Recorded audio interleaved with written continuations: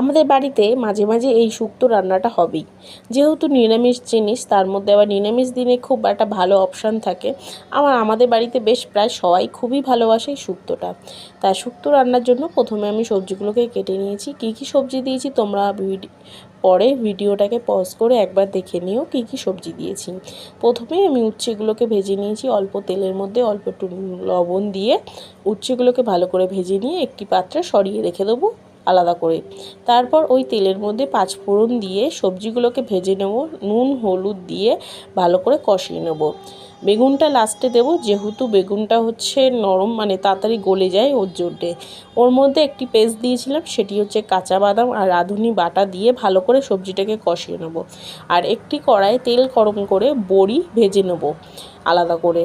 ভাজা হয়ে গেলে আর সবজিটা কষানো হয়ে গেলে ওর মধ্যে জল দিয়ে দেবো, যে পরিমাণ মতো জল দেবো, যাতে